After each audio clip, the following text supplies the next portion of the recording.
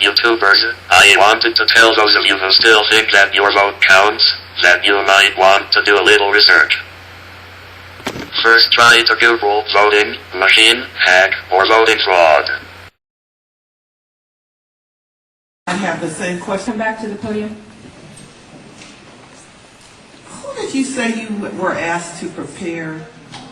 I was asked by Tom Feeney. He's now a congressman. At that time, he was Speaker of the House of Florida, Yang Enterprises, which was the company I worked for, lobbyist, and their corporate attorney. He wore a lot of hats. And at the time, he was the Speaker of the House of Florida. Is that what you said? Yes. Okay, thank you. Congressman. You say he was the lobbyist for the voting machine company at the same time he was Speaker of the House? I don't know what the voting machine company is. He was a lobbyist for Yang Enterprises. We had NASA contracts and Yang Enterprises did what? Computers? computers. Okay, and he was your lobbyist, your He was company. the lobbyist for that company, And yes. he asked you to design a code to rig an election Yes, while he was Speaker of the Florida House. yes, This was during or previous to the 2000 election? yes, October into September. And did he ever express why he wanted a code to rig an election? No, I immediately assumed that they were trying to keep you guys from cheating them. So, so I wrote up the documentation of what you would look for in the source code, how you would make sure that you didn't get, taken advantage of, make sure that all voting machines had receipts, because that way you could back count the ones that looked a little funny.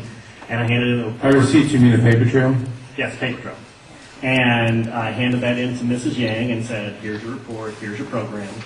And she said, you don't understand, we need to hide the fraud in the source code. Hide the fraud, not reveal the fraud. Not reveal the fraud because it's needed to control the vote in South Florida, was what she said. That's what she said. That's To your knowledge, was this used?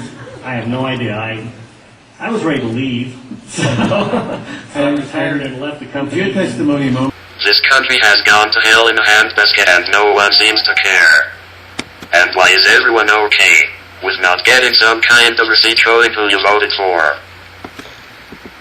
The media has done a very good job of creating the illusion that there is a difference between the two parties. But the reality is that they are one and the same, or two sides of one coin. Now, let's say I flip the coin and you get to call it. Heads I win, tails you lose.